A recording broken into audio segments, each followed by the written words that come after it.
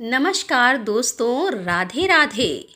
आज हम अपने वीडियो के माध्यम से आपको सुनाने जा रहे हैं ऋषि पंचमी की व्रत कथा और साथ में आपको बताएंगे कि ऋषि पंचमी का व्रत कब रखा जाएगा।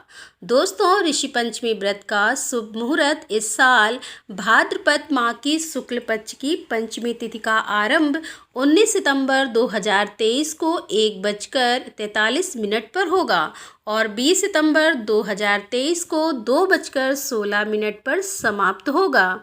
इसीलिए इस साल 2023 में 20 सितंबर 2023 को ऋषि पंचमी का व्रत रखा जाएगा। तो चलिए इस कथा का प्रारंभ करते हैं। सतयुग में विदर्भ नगरी में शनैचित नाम राजा हुए थे। वह ऋषियों के समान थे। उन्हीं के राज्य में एक कृषक सुमित्र था। उसकी पत्नी जयश्री अत्यंत पतिव्रता थी। एक समय वर्षा ऋतु में जब उसकी पत्नी खेती के कामों में लगी हुई थी तो वह रज्जुसला हो गई। उसको रज्जुसला होने का पता लग गया, फिर भी वह घर के कामों में लगी रही। कुछ समय बाद वह दोनों स्त्री पुरुष अपनी अपनी आयु भोग कर मृत्यु को प्राप्त हुए। जयश्री तो कुतिया बनी और सुमित्र को रसवला स्त्री के संपर्क में आने के कारण बैल की योनि मिली, क्योंकि ऋतु दोष के अतिरिक्त इन दोनों का कोई अपराध नहीं था। इसी कारण इन दोनों को अपने पूर्व जन्म का समस्त विवरण याद रहा। वे दोनों कुतिया और बैल के रूप में उसी नगर में अपने बेटे सुचित्र के यहाँ रहने लगे। धर्मात्मा सुचित्र अपने अतिथियों का पूर्ण सत्कार करता था। अपने पिता के श्राद्ध के दिन उसने अपने घर ब्राह्मणों को भोजन के लिए नाना प्रकार के भोजन बनवाए। जब उसकी स्त्री किसी काम के लिए रसोई से बाहर गई हुई थी तो एक सर्प ने रसोई की खीर के बर्तन में विष डाल दिया था। कुतिया के रूप में सुचित्र की माँ कुछ दूर से सब देख रही थी। पुत्र की बहू के आने पर उसने पुत्र को ब्रह्म हत्या के पाप से बचाने के लिए उस बर्तन में अपना मुंह डाल दिया। जब सुचित्र की पत्नी चंद्रवती ने कुतिया का यह कृत्य देखा तो उसे देखा ना गया और उसने चूल्हे में से जलती हुई लकड़ी निकालकर कुतिया को मारी।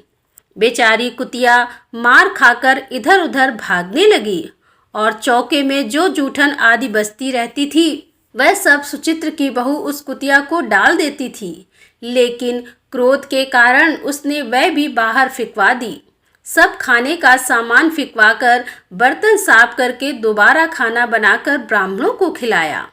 रात्रि के समय भूख से व्याकुल होकर वह कुतिया बैल के रूप में रह रहे अपने पूर्व पति के पास आकर बोली कि हे स्वामी, आज तो मैं भूख से मरी जा रही हूँ। वैसे तो मेरा पुत्र मुझे रोज खाने को देता था, लेकिन आज मुझे कुछ नहीं मिला। सांप के विष वाले खीर के बर्तन को अनेक ब्रह्म हत्या के भय से छूकर उनके न खाने योग्य कर दिया था। इसी कारण उसकी बहू ने मुझे मारा और खाने को कुछ भी नहीं दिया है। तब वह बैल बोला कि हे भद्रे, तेरे पापों के कारण तो मैं भी इस योनि में आ पड़ा हूँ और आज बोझा ढोते ढोते मेरी कमर टूट गई है। आज मैं भी खेत में दिन भर हल में जुता रहा। मेरे पुत्र ने आज मुझे भी भोजन नहीं दिया और मुझे मारा भी बहुत। मुझे इस प्रकार कष्ट देकर उसने इस श्राद्ध को निष्फल कर दिया।